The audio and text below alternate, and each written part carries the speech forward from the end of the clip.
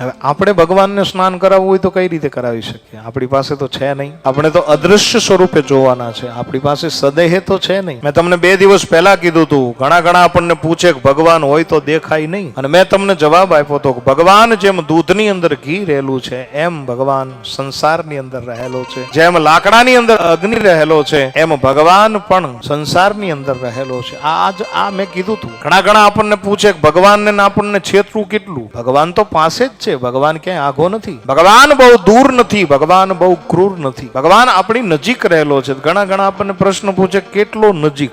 ત્યારે હું ઘણી વાર આવા પ્રશ્નો આવે ને ત્યારે હું કહું કે ભગવાન આપણી નજીક છે. કેટલો? બોલે આપણી આંખથી કાનને જેટલું છેટું, જેટલું કાનને છેટું એટલું આપણે ભગવાનને છેટું. આટલો જ દૂર છે. હવે તમે મને જવાબ આપો કે આપણી આંખ આપણા કાનને કોઈ દી જોઈ શકે ખરો? બસ એટલું આપણે ભગવાનને દૂરી છે. આપણી આંખ આપણા કાનને કોઈ દિવસ જોઈ નથી શકતી. એમ આપણી નજીક રહેલા ભગવાનને પણ આપણે જોઈ શકતા નથી. પણ જોઈ ક્યારે શકીએ? આપણે આપણા કાનને જોવું હોય શું કરવું? બોલે અરીસામાં જોઈ લો એટલે કાન દેખાઈ જાય. એમ બહુ સાદું અને સિમ્પલ છે કે મને તમને અરીસા રૂપી સદગુરુની પ્રાપ્તિ થઈ જાય એટલે ભગવાન દેખાઈ જાય બહાર.